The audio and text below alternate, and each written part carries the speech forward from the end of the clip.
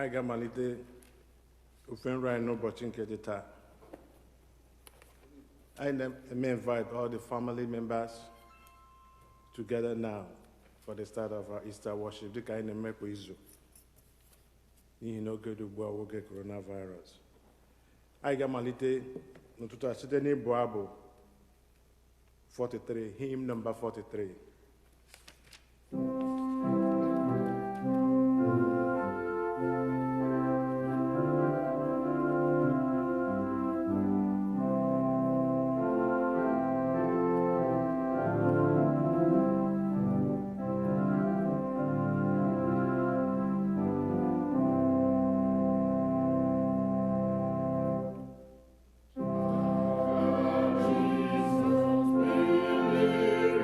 Jesus,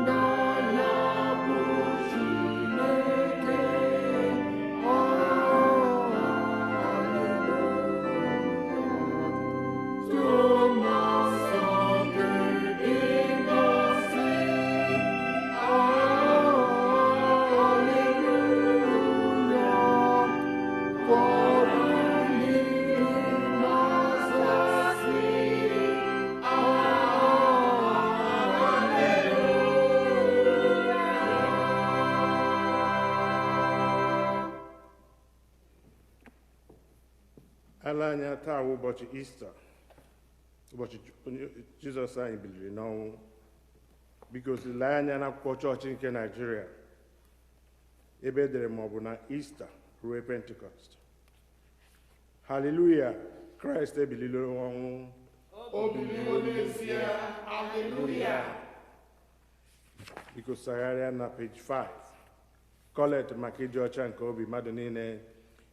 Chineke nke pụrụ n'ihe niile, gị onye obi niile ruru n'iru gị, onye maara ọchịchọ niile, onye na-adịghị ezi ihe ọzọ ọbụla n'anya gị, sachaa echiche nke obi anyị site n'ime nke mmụọ nsọ gị, ka anyị wee hụ gị n'anya nke ọma, wee bulie aha nsọ gị ka o si kwesị site na Kraịst Onyenwe anyị. Amen. Otuto dịrị Chineke n'elu mmadụ niile. Otuto dịrị Chineke n'ebe kachasị elu. Udo dịkwara ndị ya n'ụwa.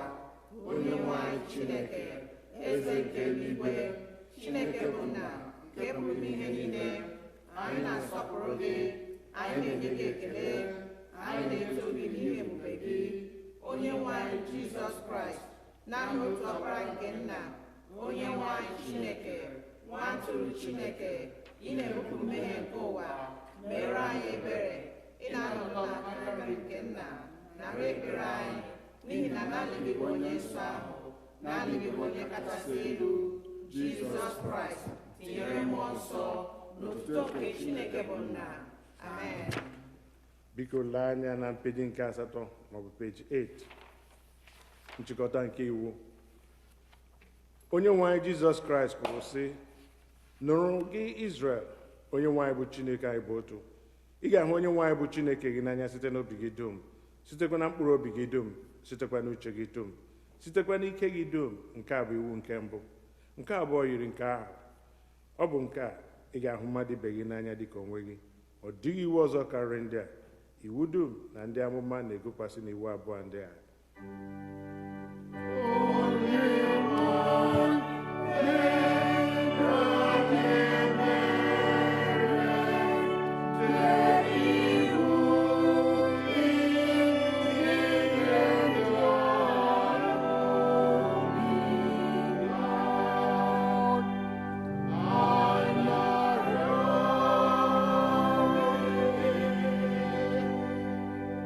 Biko anya na mpeji nke 10 ma peji 10.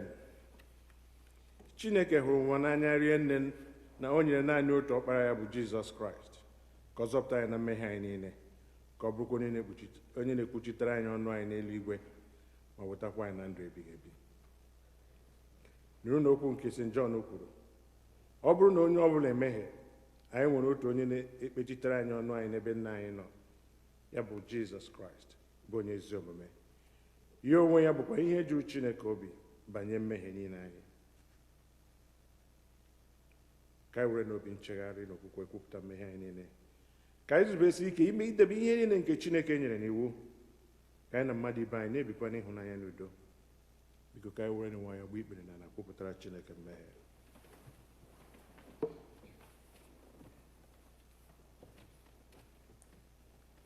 Mmadụ niile, Chineke nke pụrụ n'ihe niile, nna anyị nke eluigwe, anyị mehiewo megide gị na mmadụ ibe anyị, ime echiche na okwu na omume, site na nleda anya anyị na-adịghị ike nke anụ arụ anyị, site na njọ anyị kpachapụrụ anya mee.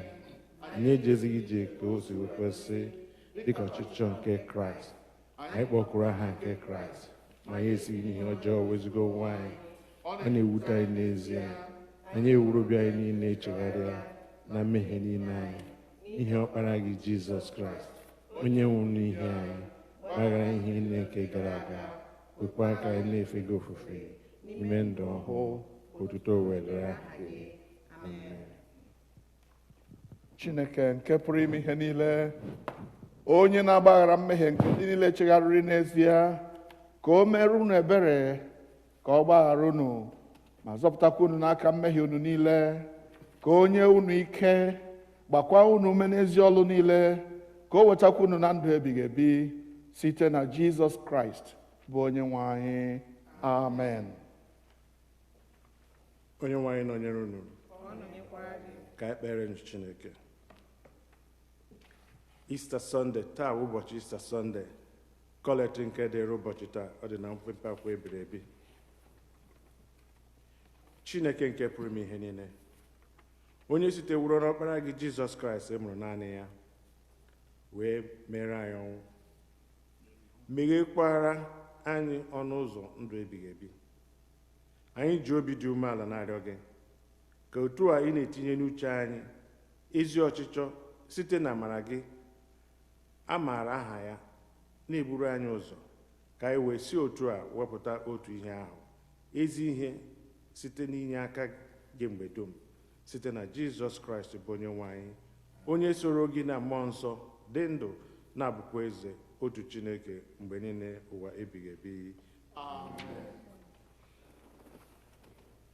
Ka anyị nụrụ ihe mmụta nke abụọ.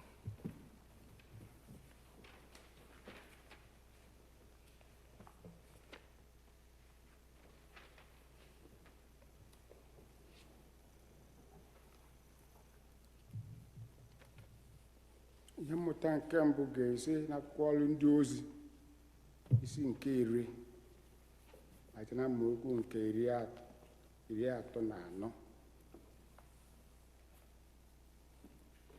Acts of Apostles chapter 10, begin to read at 34.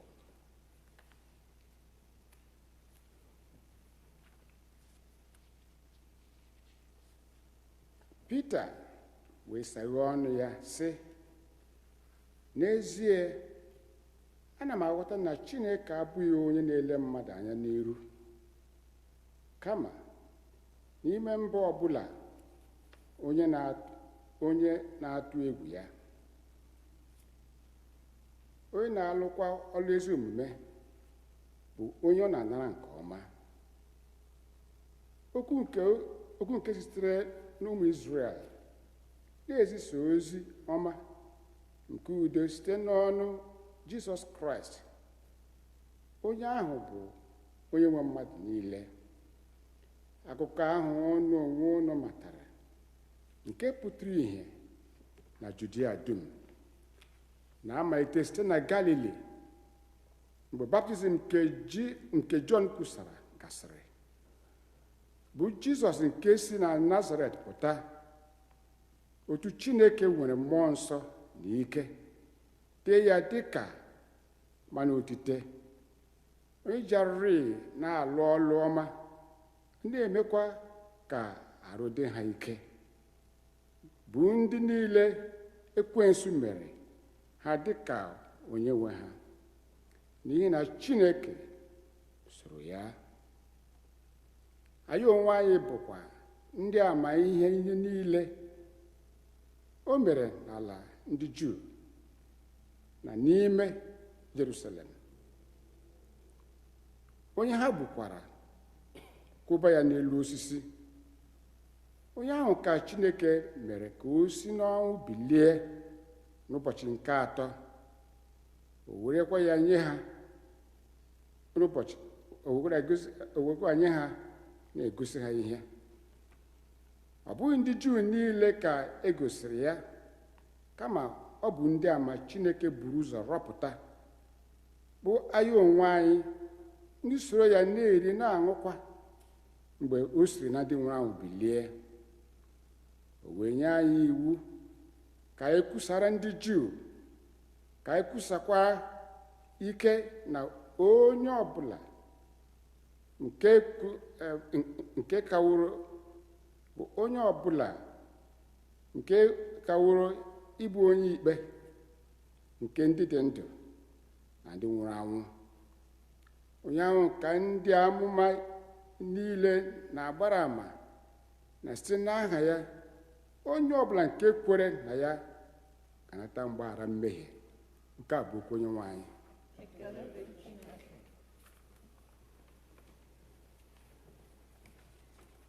Abụ ọma nke dịrị ụbọchị taa, abụ ọma 118, a ga-ekwe ya ekwe.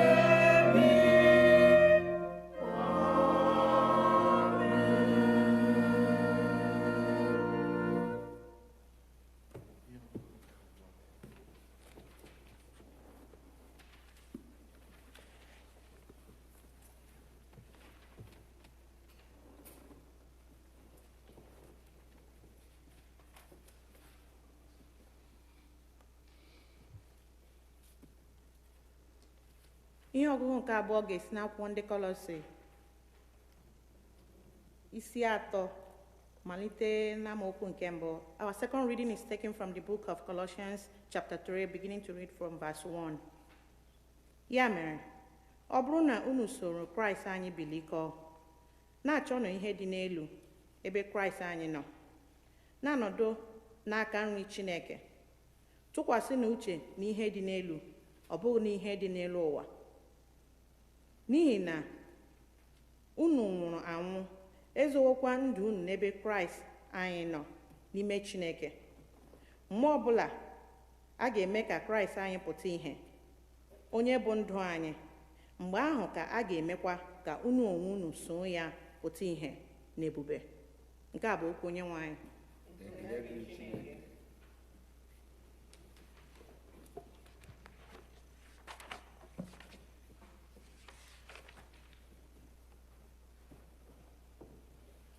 Anyị ga-akwado onwe anyị maka ịnụ ozi ọma na ịnụ okwu Chukwu site n'ịbụ abụ 45, hymn number 45.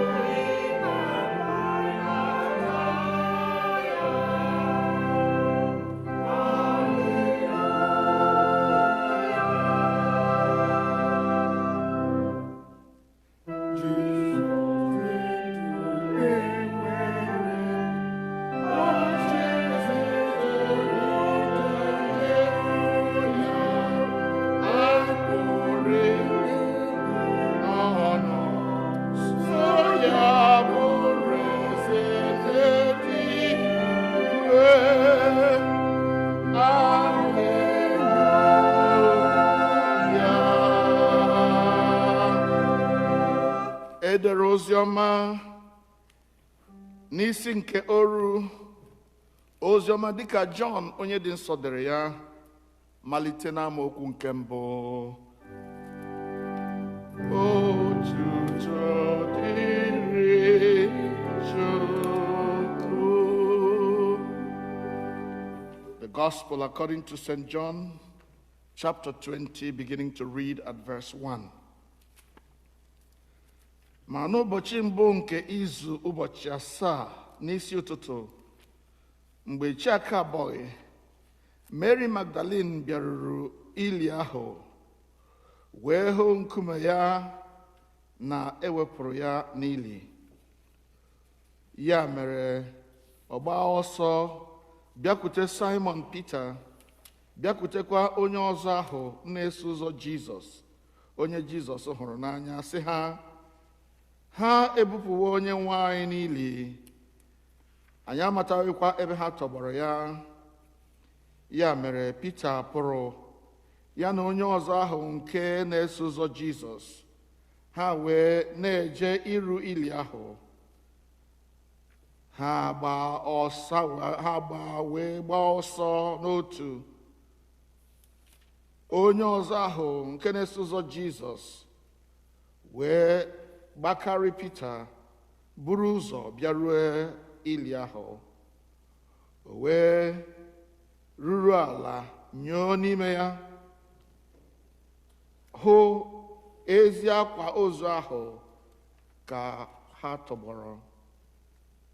Otu ọ dị, ọ baghị n'ime.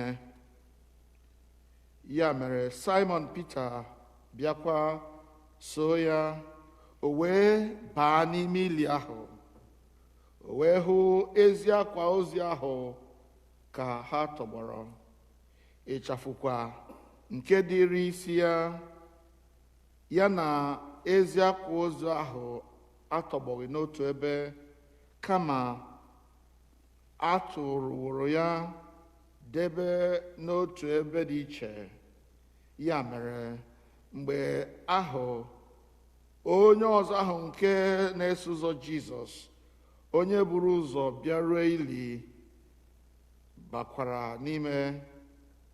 O wee hụ, kwerekwa, n'ihi na ha ka amataghị ihe dewere n'akwụkwọ nsọ na ọ ghaghị isi na ndị nwụrụ anwụ bilie. Ya mere ndị ahụ na-eso ụzọ Jizọs laghachiri ọzọ n'ụlọ nke aka ha. Ma Mary na-eguzo n'ezi na nso ili ahụ na-akwa akwa. Ya mere ka ọ na-akwa, o ruru ala nyoo n'ime ili. O wee hụ ndị mmụọ ozi abụọ na-eyi uwe ọcha ka ha nọdụrụ ala, otu n'isi, otukwa n'ụkwụ ebe ahụ ha tọgbọrọ Jizọs. Ndị ahụ wee sị ya, "Nwaanyị, gịnị mere ị na-akwa akwa?" Ọ sị ha, "N'ihi na ha eburu onye nwe m, mataghịkwa m ebe ha tọgbọrọ ya." Mgbe o kwusịrị okwu ndị a, o wee chigharịa wee hụ Jizọs ka o guzoro, ma ọ mataghị na ọ bụ Jizọs. Jizọs wee sị nwaanyị ahụ, "Gịnị mere ị na-akwa akwa? Onye ka ị na-achọ?" Nwaanyị ahụ, ebe o chere na ọ bụ onye nche ubi ahụ agbara ogige, ọ sị ya, "Onye nwe anyị, ọ bụrụ na gị onwe gị bupụrụ ya, gwa m ebe ị tọgbọrọ ya, mụ onwe m ga-abụkwa ya." Jizọs wee sị ya, "Mary." Nwaanyị ahụ wee chigharịa sị ya n'asụsụ Hibru, "Rabboni," nke bụ onye ozizi. Jizọs sị ya, "Emetụla m aka, n'ihi na akarịgoghị m ịlakwuru nna m, ma gakwuru ụmụnna m sị ha, ana m arịgo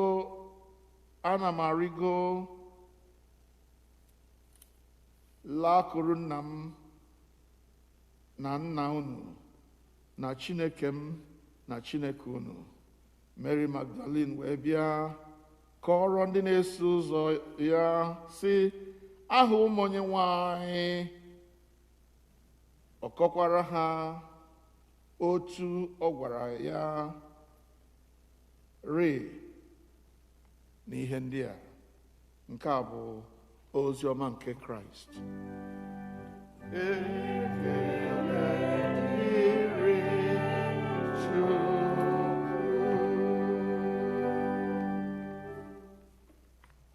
ekpere Chineke.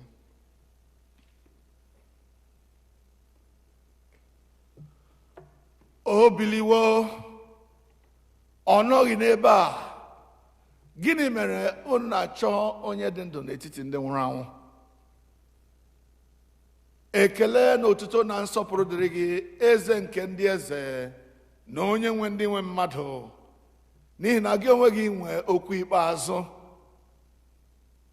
It is not over until you say so. Therefore, we gather this morning in our church, in our homes, everywhere around this land, with other members of the Church of God around the world, to say thank you that it pleased you to raise your Son, Jesus Christ, from the dead. And in doing so, you made us who believe sons of eternal life, daughters of eternal life, people of God, who we are no people before, but now, children of God. Hallelujah. Amen. So we thank you, Father. Come among us by your Spirit and encourage us, oh God, by your word, so that we may go forth serving you and praising you all the days of our lives. And in the end, bring us with him to your glorious kingdom through the same Jesus Christ our Lord. Amen. Kelenu Jehovah n'ihi na ọ dị mma. Hallelujah. Christ ebiliwo, obiliwo n'ezie. Hallelujah. This is the joy of the Christian faith. Today is the highest feast of the Christian church. Is the apex, the very greatest of the days of worship among Christians. The day when God decided to shame the powers of evil, to destroy the power of death and the power of the grave, and to set his Son, Jesus Christ, free from the dead.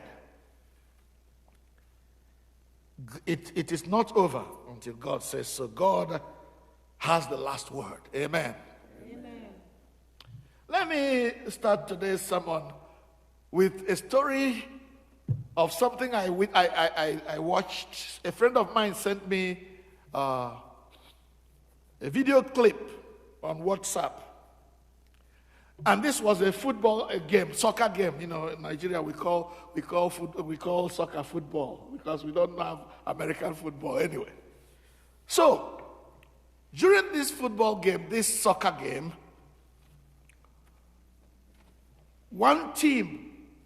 a member of one team committed a foul that resulted in a penalty kick. So, those who were fouled against were very jilty. They thought this was it. Or those who committed foul were going to have the other team win. So the football was set where the kicker will kick from, and then as he came, and as the referee asked him to kick by blowing the whistle, he came and kicked the ball. And instead of the ball going straight into the goal mouth, it hit the crossbar and fell back into the field. The goalkeeper, thinking that they have won, ran out of his goal area, rejoicing in the field, thinking, oh, thank God the thing didn't enter the goal. But unknown to him, when the ball bounced back into the field without anybody touching it, it just found its way back and entered the goal.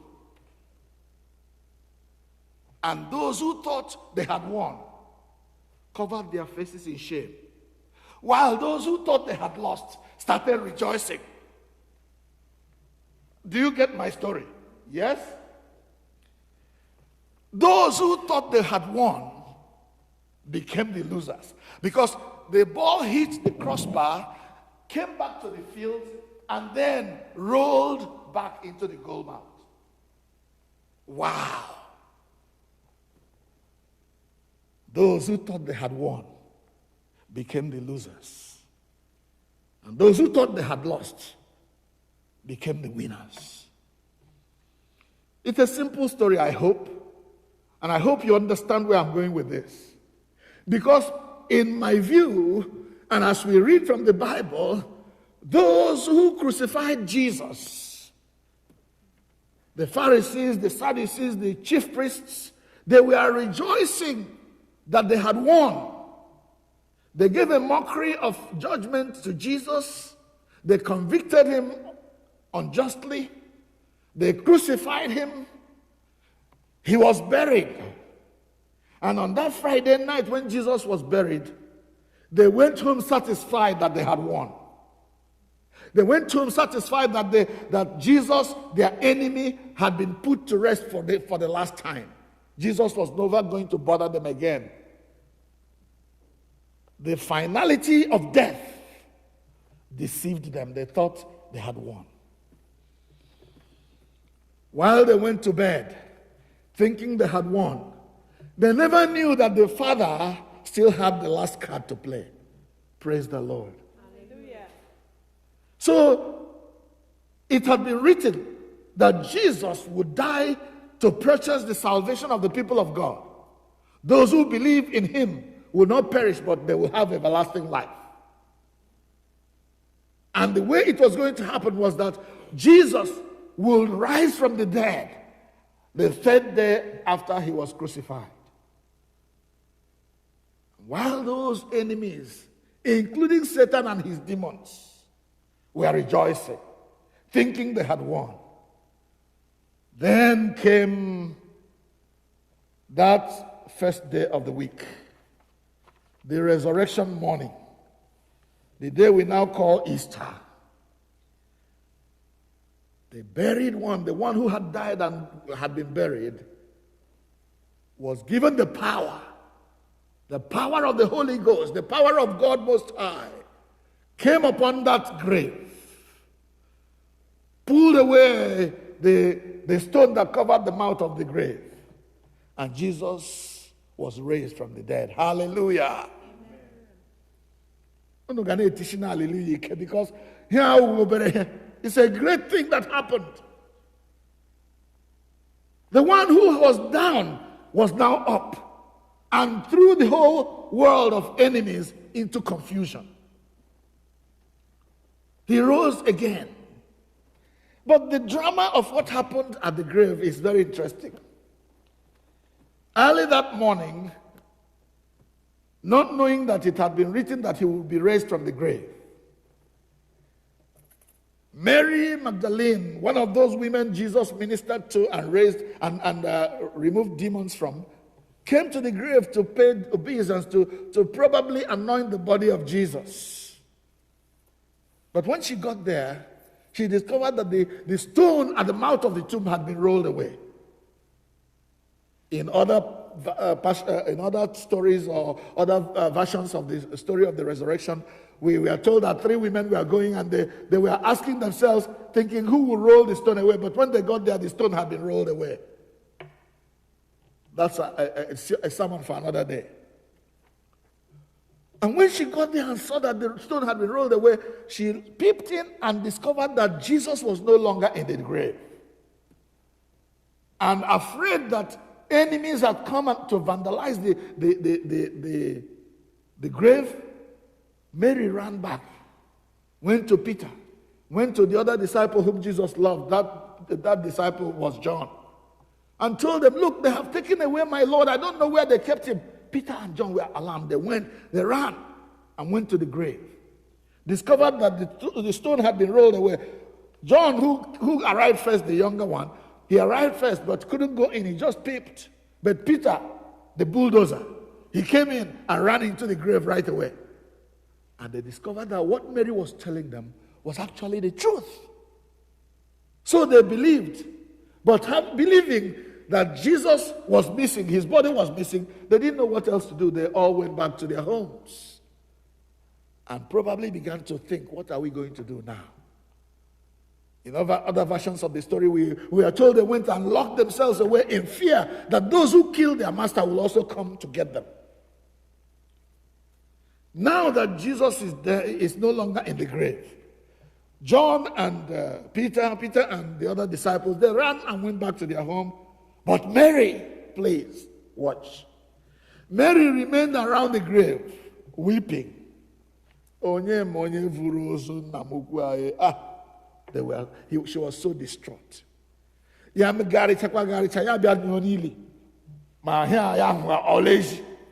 Is this really true? This is not happening.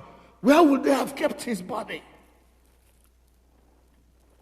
And then when she came and peeped one last time, this time she saw two angels, one sitting at the head and one at the foot where Jesus was laid. The question they asked her was very interesting.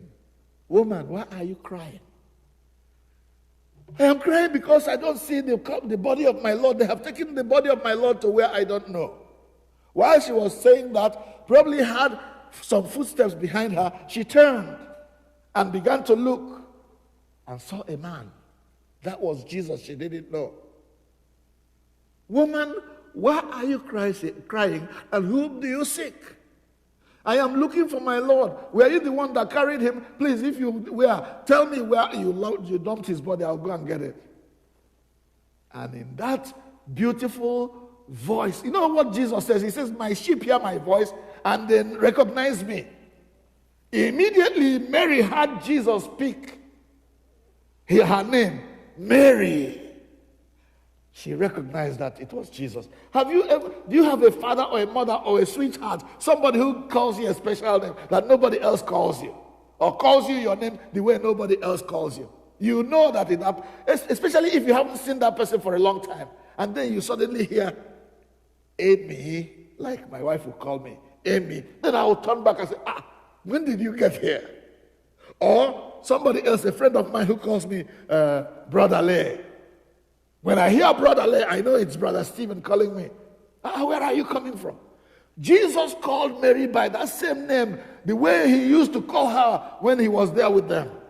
And Mary immediately heard the voice of her master and recognized that it was him. And went and grabbed his leg and said, Rabboni. Onyen kushim. Praise the Lord. Jesus instructed her what to do. I am going back to my father and your father, my God and your God. Go and tell my brothers and my friends that I am alive. Beloved ones, Jesus is alive today. And that is what we celebrate. Coronavirus or no coronavirus, Jesus is alive. Amen? Amen. He's alive. Amen. He's alive. Jesus is alive. Forever he's alive. Amen. He's alive. Amen. He's alive. Jesus is alive. Forever he's alive. Amen. The devil and the enemies of the Lord Jesus Christ thought they had won. And they started their victory party, their victory march, too early. It was premature and short-lived because God had not spoken the last word. And when God spoke the last word, the enemies of Christ and the enemies of God were covered in shame. And today, Jesus lives forevermore and will never die again. Instead, dying and rising from the dead, he has purchased salvation for all those who will trust in him, who will believe in him, you and I. Because he says, as many as believed in him, he has given the power to become the children of God. Hallelujah. Amen. The death and resurrection of Jesus Christ has bought you and I salvation. We have been redeemed. The price for sin, for my sin and for your sin, has been paid in full. The atonement, the anger of God against my sin, against your sin, has been assuaged. Jesus has paid for my sin. and has paid for your sin, if indeed you believe. Praise the Lord. Hallelujah. Now, as people who have been raised with Christ, the Bible says, if you believe in Jesus Christ, you have been raised with him. You are no longer in your sins. Your sins have been forgiven, and you are now a child of God. In our second lesson today, it says, if indeed you have been raised with Christ, seek those things which are above, where Christ is seated at the right hand of God. Hallelujah. Amen. We are no longer to ima ndị Igbo ji achọ ịlụsi ugo anaghị ebe lukpu ugo ejighị ebe lukpu ngọla eji ebe oloshishi torogologo. If you have been raised with Christ, if you are no longer living in your sins, live the life that shows that you are bound for heaven. Hallelujah. Amen. We are a great generation, people whom God has taken as his own children. Therefore, our life should now reflect the life of the country where we are going, our homeland. We're no longer going to live as people who are subject to the world, but we are now subjects of the Most High God. And we must do our best to live our lives to his glory and praise. One more thing. You see, I don't know what people are going through. I know it's coronavirus. That is a pandemic that touches every one of us. But in addition to that, many of us have so many things we are dealing with. And from time to time, the enemy of your soul, the devil, will come and whisper in your ears and say, it's all over. You are finished. The devil comes and whispers that to us. This thing you want to achieve, you will never achieve it. It's all over. You've lost. Maybe you were looking for jobs and you went to one interview and then they wrote you the usual letter. Oh, we are sorry to say, you are overqualified, as they would tell us, Africans. You are overqualified. Just a way to get rid of you. And then you think, oh, I have tried so many times and therefore I'm never going to get this job. No, don't give up that soon. Because God has not said the last word. The last word is still coming from the Lord. If you are sick, you lost somebody, anything that has happened, and the devil is preaching a different sermon to you, be encouraged this morning that our God, your God, the one who gave heaven's best for your salvation, he hasn't spoken yet. When he speaks, those who are thinking you have failed will be put to shame. The kingdom of darkness will be put to shame, and you will ride and give God the glory. So today, be encouraged. As Christ is risen, so the Bible says he will also raise all of us who are his own children, so that where he is, we will also be with him. Hallelujah. Amen. So today, my beloved, Christ has died. Christ is risen. Christ will come again to get us and take us to himself. On this Easter day, I want you to believe that Jesus is Lord over your life. And if you believe that he is over your life, then you must believe also that it's going to be well. Ogade ma. Ogade ma. On that note, I like to sing that song that we know very well. Abu number 184. Site n'ihunanya Jesus. Ogade ma. Ma agneji another tune nke organist anyị ga-akpọrọ anyị ugbu a wee bụọ ya ma bụ biko ka anyị ga-enu ntị.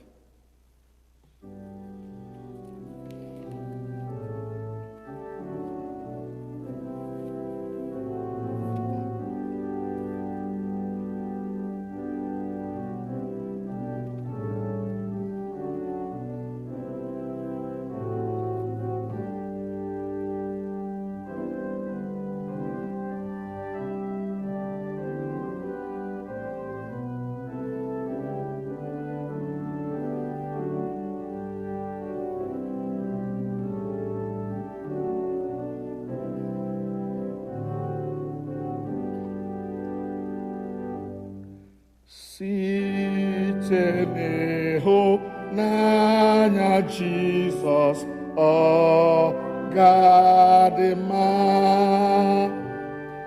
Ebere ya enwe mgbanwe ọ dịwo mma. Ọbara ya dị oke ọnụ, amara ya zuru oke, aka na-echebe anyị dị ike, ọ ga-adị mma. Ma anyị na-agafe n'ime ahụhụ, ọ ga-adị mma. Zọpụta nke anyị zuru ezu, ọ dịwo mma. Anyị kwere Chukwu nwee ọṅụ n'ime Kraịst, ka anyị gaa n'ụrụ Mmụọ Nsọ na-edu anyị n'ịdị nsọ, ọ ga-adị mma. Anyị na-ele anya echi ọma, ọ ga-adị mma. Okwukwe na-abụ na ahụhụ, ọ dịwo mma. Anyị dabere ịhụnanya na Jizọs egboworo anyị mmadụ, anyị dị ndụ ma ọ bụ na anyị nwụrụ, ọ ga-adị mma. Hallelujah. Ọ ga-adịrịrị mma. Coronavirus ga-emechala ya dị mma. Arụrụ ala niile ekwesị na arụsị m ga-emecha gafee ya eme gịnị? Ya dị mma. Let this be your encouragement, that after all the suffering of this world, because you believe in Jesus Christ, you're going to go to a better place. Hallelujah. Amen. That is why I am sorry for anyone who will refuse to give himself or herself to Jesus Christ. Because that person is going to lose double. You lose in the world and you lose over there too. God forbid that it should be for us, any one of us, in Jesus' name. Amen. So today, beloved ones, let us rejoice that our Lord Jesus Christ has been raised from the grave. And therefore we are fortunate, we are people of honor, people who have been blessed by God, that we have been made partakers of his divine nature through the sacrifice of Jesus Christ on the cross of Calvary. He has paid my sin debt, your sin debt in full. And therefore God has received us as people who never sinned. He died so that we may live. The Bible says, the just for the unjust, that we may be found as children of God. Hallelujah. Amen. Ka anyị hụla tishi n'ekpere. O biliwo ọnụ na-ekwuru mmadụ. O biliwo ike nyere ọnwụ. Ekele na otuto na nsọpụrụ dịrị gị. We give you praise, O our God, because you have the power to reverse what seemed to be final. And right now, O God, we are partakers of the divine nature. We are living the resurrected life even now. We know that it will be well, that whatever we are suffering today, coronavirus or any other thing, will one day be over, and it will be well again. To you, therefore, O God, our Father, be glory and praise and honor and majesty through Jesus Christ our Lord. Amen.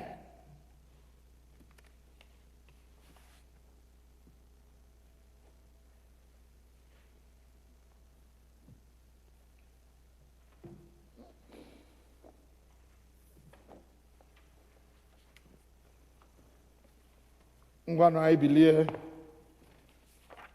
na page 12 n'usoro oriri nsọ anyị ka anyị were n'okwukwe nke na isi a mechie okwukwe anyị ike ka anyị niile sị anyị kwere n'otu onye nwe anyị kwere n'otu Chineke bụ nna nke pụrụ ime ihe niile onye kere eluigwe n'ụwa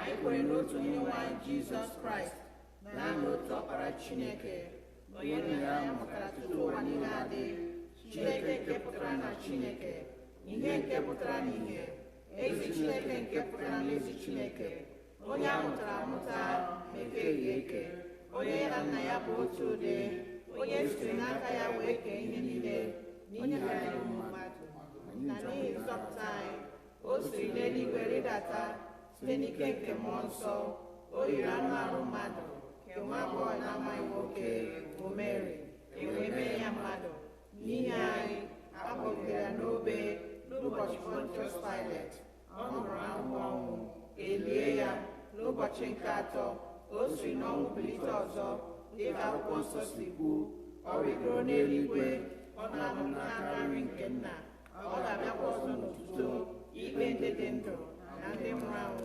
alaeze ya ga-enwekwa ọgwụgwụ. Anyị kwere na mmụọ nsọ, onye nwe anyị, onye na-enye ndụ, onye si na nna na ọkpara pụta, onye a na-ekpere na-etokwa ya na nna na ọkpara, o kwuru okwu site n'ọnụ ndị amụma. Anyị kwere n'otu Katọlik na Apọstọlik Chọọchị dị nsọ, anyị kwere n'otu baptizim n'ihi mgbaghara mmehie, anyị na-ele anya mbilite n'ọnwụ nke ndị nwụrụ anwụ na ndụ nke ụwa ga-abịa abịa. Amen. Ka anyị kpere Chineke.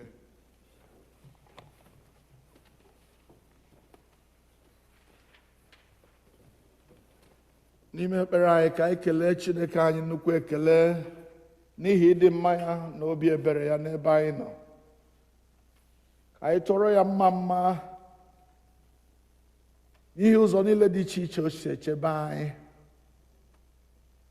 n'ihi onyinye ya nke o nyere anyị bụ Jizọs Kraịst, ọkpara ya, ihe kachasị mma nke eluigwe nwere, ka ọ bụrụ onye ọbara ya ga-agbapụta anyị na mmehie, onye o mere ka ọ nwụọ ọnwụ n'elu obe Kalvarị, elie ya ya egbe emekwa ka o si n'ọnwụ bilie, igosi ụwa na ekwensu na Chineke enwe ike niile na ike ya kacha ike niile ndị ọzọ.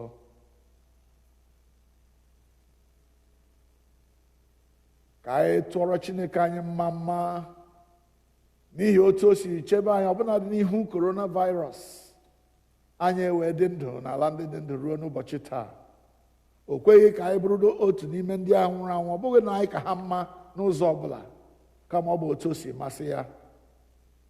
Ya mere n'ekpere anyị taa, anyị ga-echeta ndị niile na-ahụsi anya n'ihi coronavirus, ka anyị cheta ndị niile nwụrụ nanụ, ọtụtụ mmadụ ala n'iyi na United States ebe anyị nọ, gakwa ụwa niile gburugburu, ọtụtụ mmadụ ewerela ndụ ha chaji. Ọbụnadị ndị nọọsụ na ndị dọkịta na ndị niile na-eje ozi n'ụlọ ọgwụ dị iche iche, ụfọdụ ha anwụọla mgbe ha na-achọ ilekọta ndị ọzọ. Ekpere anyị bụzi ka Chineke anyị were aka ya mee ka ọrịa na-efe efe COVID-19, ka Chineke anyị wepụ ya, ka ụwa mara na Chineke bụ ji ike niile. Onye a were naanị otu virus mee ka ụwa niile kpọchie, asị onye ọbụla baa n'ụlọ ya ga-anọrọ, ịpụta ya aka gị njọ. Ka ụwa niile mara na Chineke dị ike, na ọ ya kere ụwa niile, na ọ ya pụkwara na idowe anyị ndụ ma ọ bụ gbuo anyị egbuo. Onye dị ndụ kelee ya. Ka anyị cheta ndị niile na-eje ozi n'ụlọ ọgwụ dị iche iche, ndị a na-achọsi ike na ha ga-enweta ihe ha ga-eji rụọ ọrụ, ka ha nweta the proper protective equipment ha nidere iji wee jee ozi ha. Ka anyị rịọ Chineke anyị ka o were amara ya leta ụmụ ya niile ndị a, ndị dọkịta, ndị nọọsụ, ndị medical professionals n'ụzọ dị iche iche ha si arụ, ka Chineke anyị chekwa ndụ ha, mere ha amara ka ha na-aga na-alọta, ghara ivugbukwa ndị ezinụlọ ha mgbe ha garacha lọta. Onye nwe anyị nụrụ ekpere anyị, ka akwa anyị rue gị ntị. Ka anyị werekwa otu aka ahụ cheta ndị isi mba niile dị iche iche, ndị na-achọ ụzọ dị iche iche ha ga-esi lụsị ajọ ọrịa na-efe efe ọgụ. We know that there are presidents of different countries around the world, and all those who are charged with finding a way to deal with coronavirus in different places, here in America, in different states, especially here in Maryland where we are. Let us pray that God in His mercy will spare His people, that all the decisions that the governments are making will be wise decisions and godly decisions that will be useful to the people. That God will make the people who serve selfless in their service, seeking the utmost good for the people. Let us pray that God will remove every political consideration that will make people not to do the right thing, but rather that God will move everyone, those in power, those who make the decisions, that God will move them to make the right decisions so that more lives will be saved. That those who are sick of this coronavirus and other ailments will be well served and will come back to health. Onye nwe anyị nụrụ ekpere anyị, ka akwa anyị rue gị ntị. Chineke anyị onye kwesịrị ntụkwasị obi, anyị na-arara ụmụ gị gbara ụwa niile gburugburu ebe ha nọ, na-etinye n'aka gị tụmadị ndị niile na-ata ahụhụ n'ihi coronavirus, ndị ọrịa jiderela, na-echekwa n'ihu gị ndị niile na-elekọta ha, bụ ndị dibịa na ndị na-elekọta ha, ndị nọọsụ na ndị niile na-arụ ọrụ, maọbụ ndị na-aga ebute ha site n'ụlọ ha ebe ha na-arịa wee bute ha n'ụlọ ọgwụ. Ịmazuru ihe niile ndị a niile, Chineke biko gbaa ha ume n'ozi ha na-ejere mmadụ ibe ha, mgbe ha na-ejere ndị ọzọ ozi ime ka ndị ọzọ dị ndụ. Biko Nna nke eluigwe, chekwaa ndụ nke ha n'aha Jizọs. Ekwela ka ha nwụọ onye ezi omume. Anyị na-arịọkwa onye nwe anyị ka ị gọzie mba niile, tụmadị ugbu a na ọ dịkwaghị onye gaghị ọrụ. Ọtụtụ mmadụ nọ na mmekpa ahụ, ọtụtụ nọ na ihe ụkọ dị iche iche. Ụfọdụ ya nweghị ego ha ga-eji zụọ ihe dị ha mkpa n'ihi na ọrụ emechiela. Anyị na-arịọ Chineke anyị ka ị were amara leta ụmụ gị ndị a, zitere ha ozi enyemaka n'ụzọ dị iche iche ka e wee gboo mkpa ha. Onye nwe anyị na-echeta ndị okenye nọ n'etiti anyị n'ime All Saints Igbo Anglican Church, ka ị were amara gị chekwaa ha, ka onye ọbụla n'ime ha ghara ịnwụ n'oge a. Onye nwe anyị, ndị a niile na-eru uju n'ihi mmadụ ha nwụrụ, anyị na-arịọ gị ka ị kasie ha obi. Anyị na-echetakwa ndị niile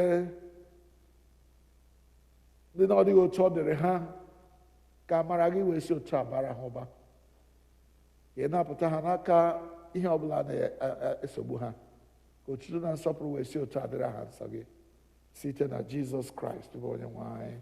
Amen. Biko ka anyị chetanụ ndị niile izu abụ mgbe ha ji eme mmemme ncheta ọmụmụ ha, anyị agaghị akpọwa aha ha.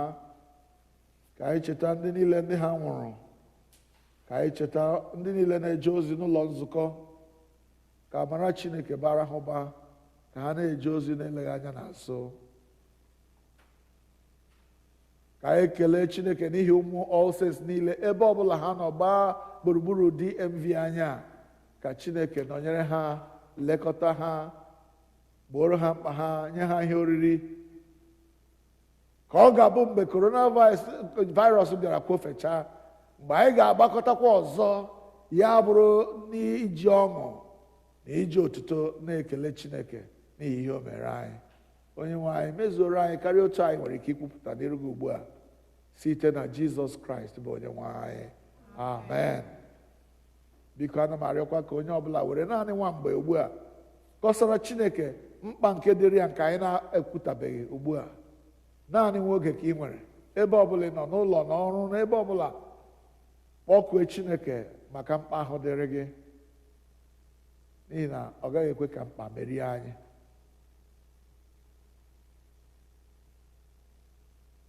Ya kwuo na o zuola, dị na o zuola, ọ dịghị onye ga-agbaghara ihe Chineke anyị kwuru.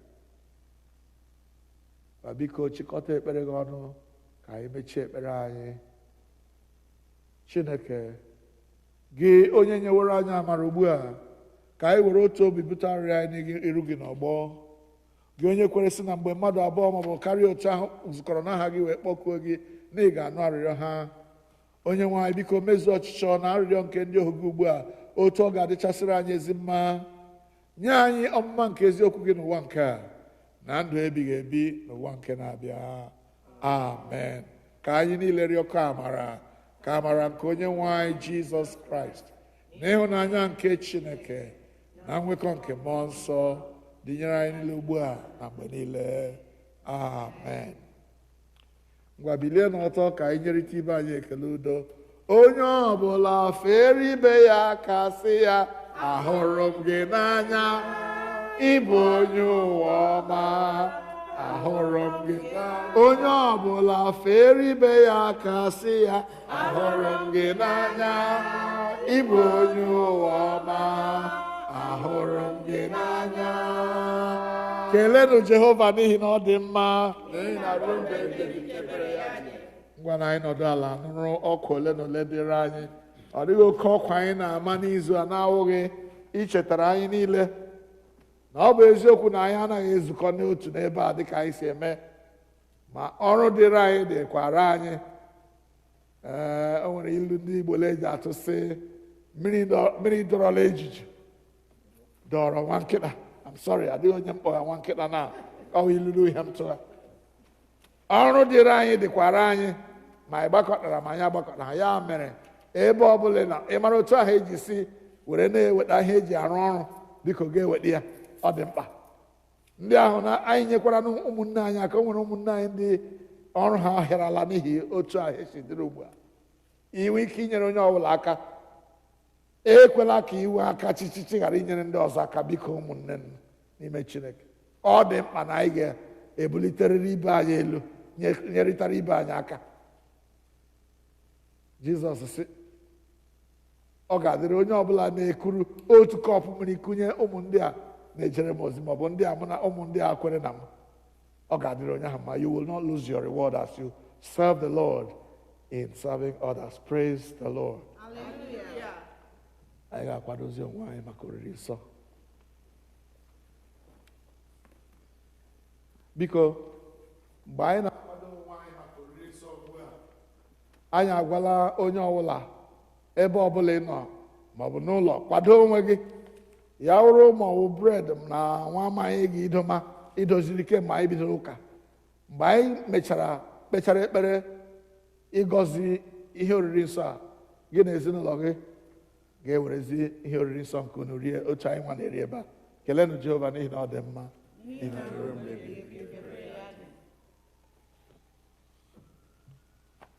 Anyị ga-anaka ihe onyinye anyị ugbu a, kwado onwe anyị maka oriri nsọ site n'ịbụ abụ 46, hymn number 46. Because ile anya anyị ga-ahụ na the link esendịrị ebe ọbụla nọ ugbu a, bụko mee ka anyị si eme. Cheta na ọrụ dịrị anyị ga-arụ. Abụ 46.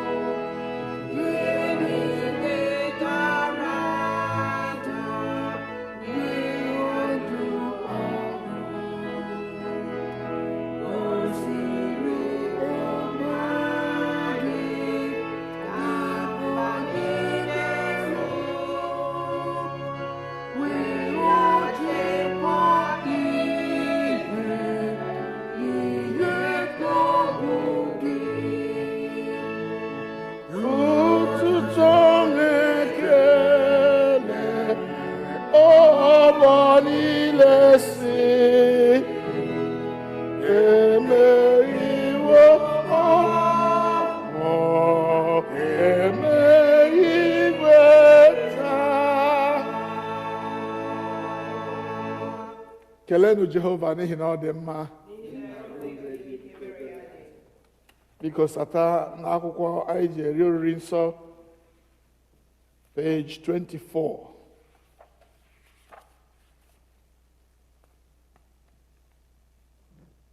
Onye nwe anyị nọnyere unu, bulitenụ obi unu, ka anyị nye onye nwe anyị bụ Chineke anyị ekele. O ziri ezi n'ezie, ọ bụkwa ọlụ anyị na ọṅụ anyị inye gị ekele na otuto mgbe niile n'ebe niile. Nna dị nsọ, eze nke eluigwe, Chineke nke pụrụ ime ihe niile, nke dị ndụ ebighị ebi, site na Jizọs Kraịst, naanị otu ọkpara gị bụ onye nwe anyị, n'ihi na ọ bụ okwu ahụ nke dị ndụ. I sitere n'aka ya kee ihe niile site na mbụ, mekwa anyị n'oyiyi nke gị. I sitere n'aka ya mee ka anyị pụọ n'oru nke mmehie, ebe i mere ka a mụọ ya n'ụdị mmadụ, mekwa ka ọ nwa n'elu obe. I mere ka o si n'ọnwụ bilie, wee welie ya elu ka ọnọdụ n'aka nri gị n'ebe kasị elu.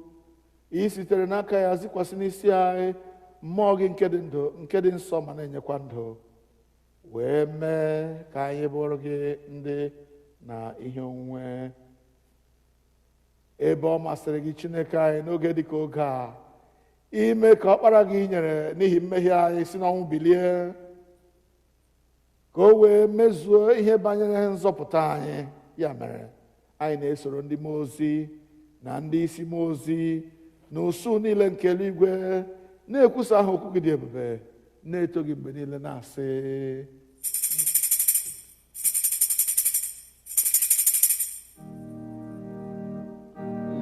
nsọ, nsọ, nsọ ka onye nwanyị dị, Chineke nke nwe ike na ume niile.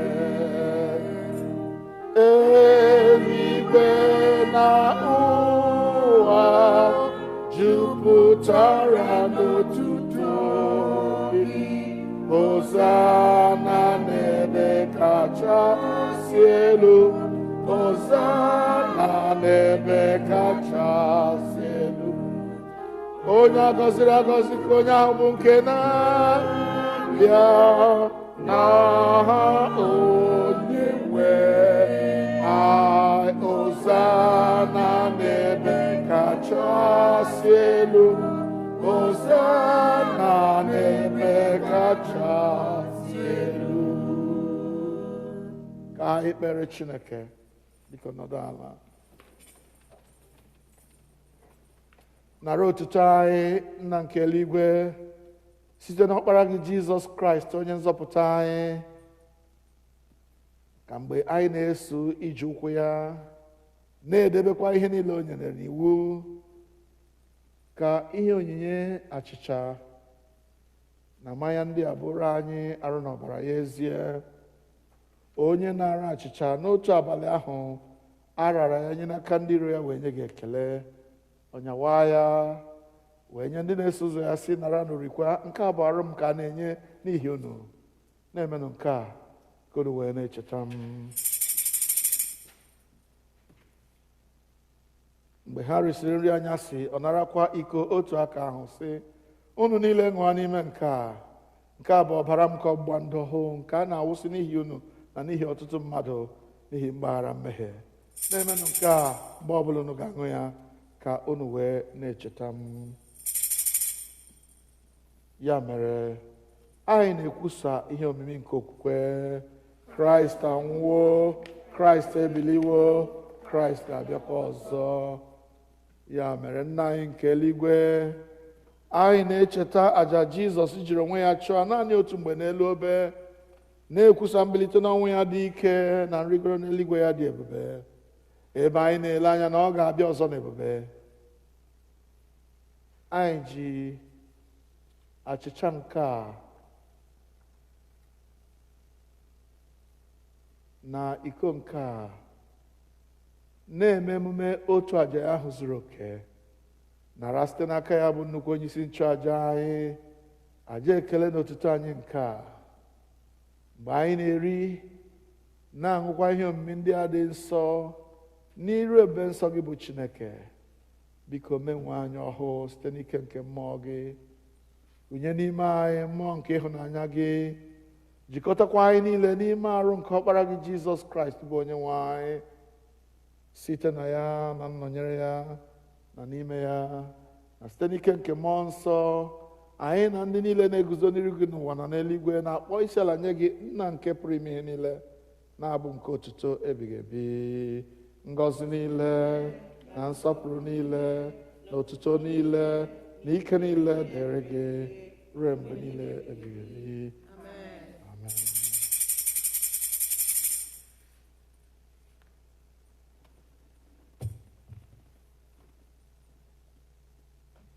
Biko lee anya na page 29.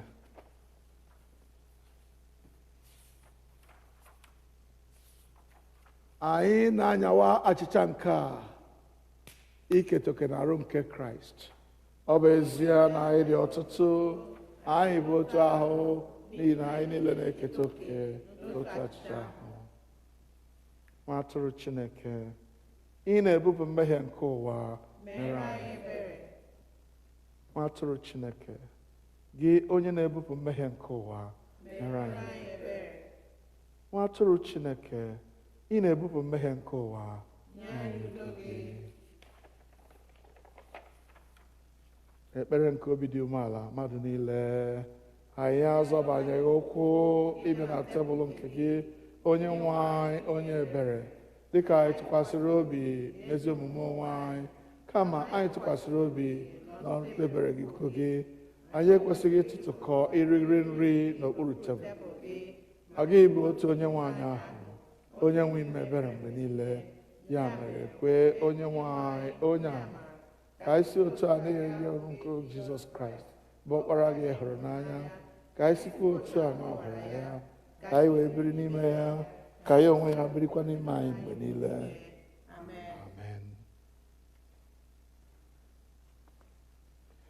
Were n'okwukwe bịaruo nso, nara arụ nke onye nwe anyị Jizọs Kraịst nke o nyere n'ihi unu, na ọbara ya nke ọ wụsịrị n'ihi unu.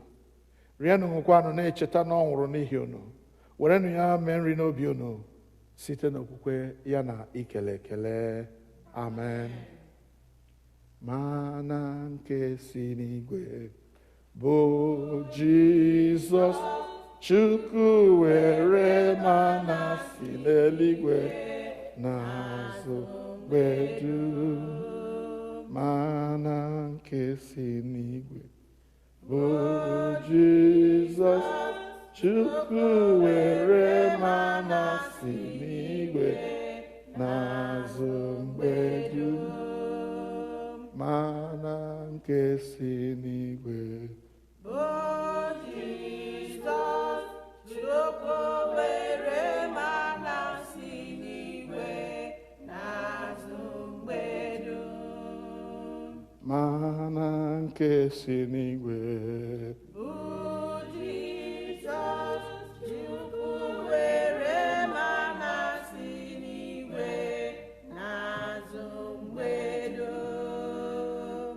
Mana nke si n'igwe bụ Jizọs, Chukwu were mana si n'igwe n'azụ mgbe dum.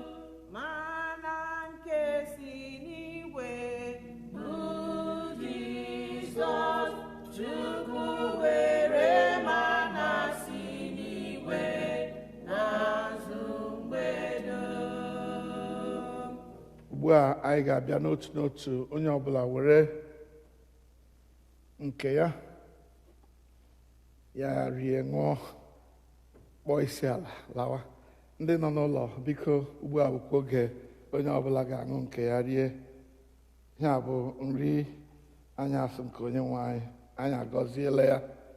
Ọ dịghị ụzọ ọbụla coronavirus ga-esi nwee ịwa anya ọ ga-eji bata nga ka bụ ime ya ọbụla edete. Haleluya. Mgbe anyị ga na-abụ mana nke si n'igwe, onye ọbụla gị were otu mmanya, ga-ewere otu wefa ga ṅụọ.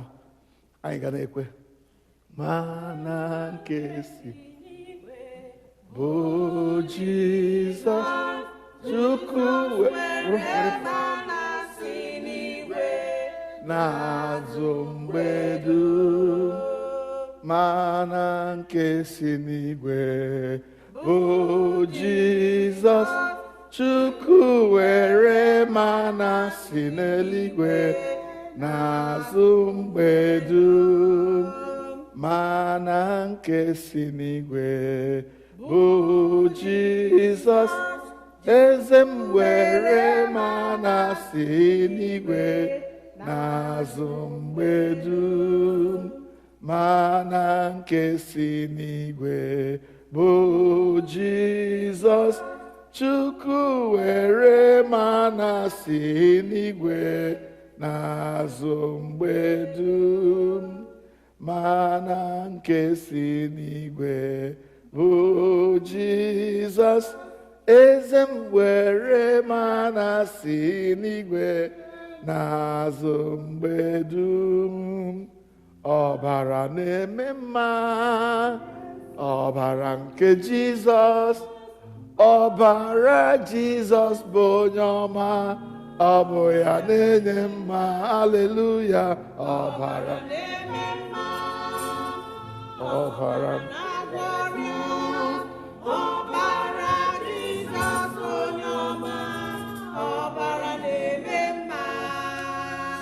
ọbara na-eme mma, ọbara na-agwọ ọrịa, ọbara Jizọs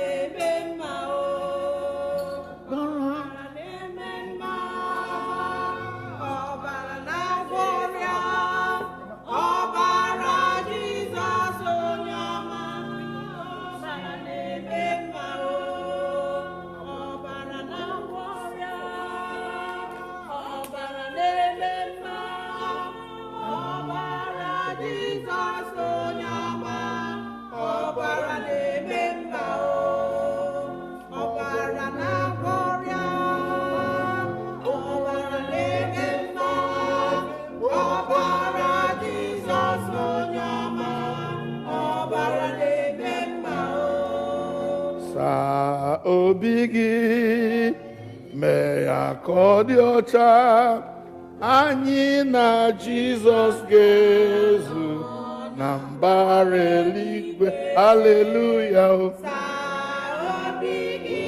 Obi gị mee ya ka ọ dị ọcha, anyị na nna anyị ga-anọ na mbara eluigwe. Haleluya. Sacha obi gị ha eme ya ka ọ dị ọcha, anyị na eze anyị ga-anọ na mbara. Haleluya. Sacha obi gị ka ọ dị ọcha, anyị na eze anyị ga-anọ na mbara. Haleluya. Sa obi gị a eme ya ka ọ dị ọcha, anyị na eze anyị ga-anọ na mbara eluigwe. Amen. Sa obi gị mee ya ka ọ dị ọcha, anyị na nna anyị ga-anọ na mbara eluigwe. Haleluya. Kelenụ Jehova n'ihi na ọ dị mma. O meriela ekwensu n'aha Jizọs. Ka ile anya na page 32 n'usoro oriri nsọ anyị. Dịka onye nzọpụta anyị kụziri anyị, otu a ka anyị na-ekpesi.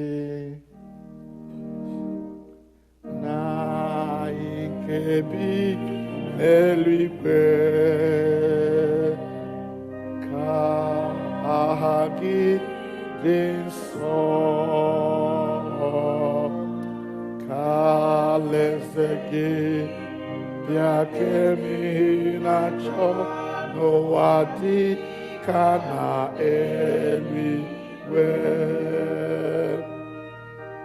Nye anyị taa nri ụbọchị anyị, gbaghara anyị mmehie niile anyị ka si gbaghara ndị niile mehiere anyị. Edubala n'ime ọnwụ ha, ma dọpụta n'aka ajọ ihe, n'ihi na alaeze n'ike na otuto bụ nke gị ugbu a na mgbe niile.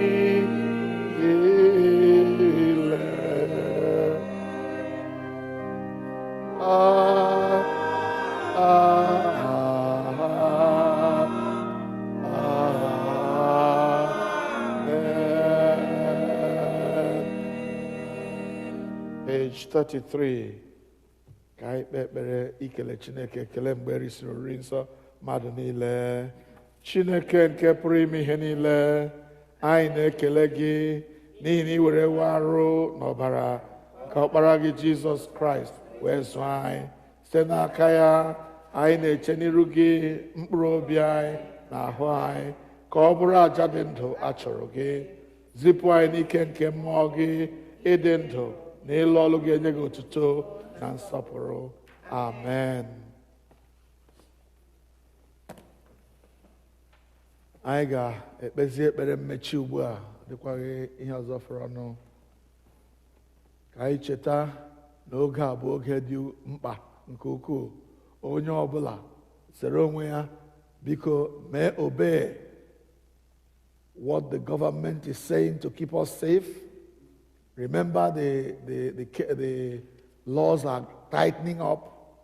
The police people are going around now. If you do anything stupid, they will catch you and put you where you don't want to be. So please stay in your homes. Pray, read the Word of God. Feed your soul as you feed your body. One of these days, sooner than later, coronavirus will go its own way. Amen. And life will go on as usual. But please, remember that God allowed this problem for a purpose. Begin to ask yourself, why did God allow coronavirus to shut down the whole world? Is there no message here that each one of us should learn? No question. Ka anyị tụọ Chineke onye nwere ike iji naanị nwatakịrị ọrịa mechie ụwa niile, onye ọbụla ederedu. Ka anyị tụọ ya egwu, ka anyị fee ya ofufe. Ngwa na anyị kpee ekpere mgbasa. Otuto na nsọpụrụ dịrị eze nke eluigwe. Hallelujah, hallelujah. Ọ na-apụtawo ndị ha na-akụrụ n'aka ekwensu. Hallelujah, hallelujah, hallelujah. Otuto na nsọpụrụ dịrị eze nke ndị eze. Hallelujah, hallelujah. Ọ na-apụtawo ndị ha bụ anụrụ n'aka ekwensu. Hallelujah, hallelujah. Ekele, otuto, nsọpụrụ, mbuli elu, nkwanye ugwu, ịchị isi na ịbụ eze niile dịrị naanị gị, onye kachasị ihe niile elu. Ọ bụ gị kere ụwa na ihe niile dị n'ime ya. Mmadụ niile bi n'ụwa na ndị niile nọ n'ime ya bụ nke gị. Anyị na-akpọ isi ala nye gị, Chineke nke mgbe ebighị ebi, n'ihi ihe ịlụrụ anyị n'ụbọchị dịka ụbọchị taa, ime ka ọkpara gị onye i nyere n'ihi mmehie anyị ka o si n'ọnwụ bilie, ebe o mezuru ihe niile ọ dị mkpa ka emee n'ihi mgbapụta anyị. onye nwe anyị na-akpọ isi ala nye gị na-asị gị nara ekele n'aha Jizọs. Ka ebulie gị elu onye mgbapụta anyị, onye mere ka Jizọs si n'ọnwụ bilie. Kwekwa anyị nkwa na ebe onye nwe anyị onye nzọpụta anyị si n'ọnwụ bilie, otu a ka anyị mmụọ ahụ mere ka o si n'ọnwụ bilie ga-emekwa ka anyị onwe anyị si n'ọnwụ bilie wee lakwuru ya n'otu ụbọchị ndị a. Ya mere Chineke anyị, nye anyị ike ịnọgide n'okwukwe, nye anyị ike ịnọgide n'efe gị ruo mgbe onye nwe anyị ga-abịa ọzọ ịkpọrọ anyị laa. Otuto na nsọpụrụ ya ga-abụ nke gị. Chebe ụmụ gị n'aka nri na n'aka ekpe, n'ihu na n'azụ. Ekwela ka ihe na-eme n'ụwa taa mahie anyị ihu. Kwee ka anyị nọgidesie ike, gbaa mgbọrọgwụ n'ime gị, bụrụ ndị a na-apụghị iropụ n'okwukwe. N'ime ihe niile ka otuto na nsọpụrụ wee bụrụ nke gị. Gọzie chebe ndị gị, kwee ka oge a gabiga anyị. Amara na udo nke Chineke ga-abụ nke anyị. Otuto na nsọpụrụ na mbuli elu ga-abụ nke gị site na Jizọs Kraịst onye nwe anyị. Amen. Ka udo nke Chineke nke karịrị nghọta mmadụ chebe obi unu na echiche uche unu na ọmụma na ịhụnanya nke Chineke na nke ọkpara ya Jizọs Kraịst bụ onye nwe anyị. Ka ngọzi nke Chineke onye bụ Nna na Ọkpara na Mmụọ Nsọ dị n'etiti unu, dịnyekwara unu ugbu a na mgbe niile ebighị ebi. Amen. Amen. Amen.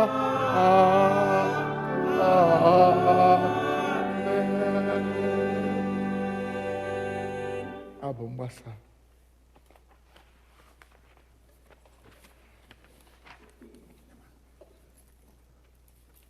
Abụ anyị ga-eji gbasa abụ 50, hymn number 50.